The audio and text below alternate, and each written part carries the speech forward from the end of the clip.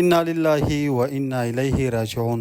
ملګرو لکه څنګه چې تاسو ته پته ده چې ام کې مینو خان اکسیډنټ کړی وو او وفات شوی ده. ملګرو تاسو سره د پښتني ټیک ټاکر مینو خان د اکسیډنټ او مرګ تازه اپډیټ شریکوم. ټیک ټاکر مینو خان چې همیشه به په ټیک ټاک باندې لایف راتله او په ټیک ټاک باندې ډیر زیات فالوورز لري او ډیر زیات پښتني فالو کوي، هغه نن په یو اکسیډنټ کې وفات شوی ده. ملګرو په دې ویډیو کې د مینو خان د مرګ یو څو تصویران هم موږ ته لاسته راغلي دي، هغه هم در سره شریکوم.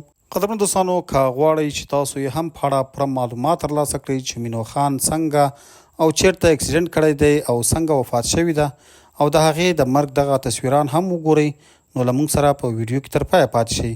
او که تر اوسه مو زموږ چینل نه وي سبسکرایب کړی نو مهرباني وکړئ پښتون ټایم یوټیوب چینل همدا اوس سبسکرایب کړئ. ملګرو پرون مو د ولی الله او جیری ټیک ټاک لایف کتل او په هغې کې ښودلي وو چې جیری ولی الله ته وایي چې مینو خان اکسیډنټ کړی دی او وفات شوي دي، او په همغه لایف کې د مینو خان د مرګ څو تصویران هم شیر کوي.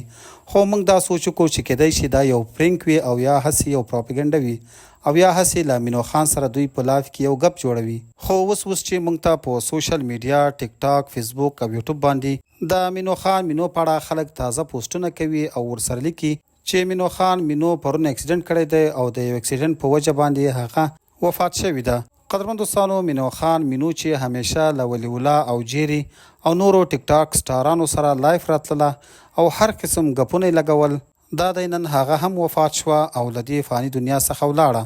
ملګرو له تاسو څخه همدا یوه هیله او خواست دی چې مینو خان که هر قسم هم وه تاسو ورته له الله تعالی څخه د مغفرت او بخښنې دعا وغواړئ چې الله تعالی وبخي، او دا ډیر یو سخت مزل دی.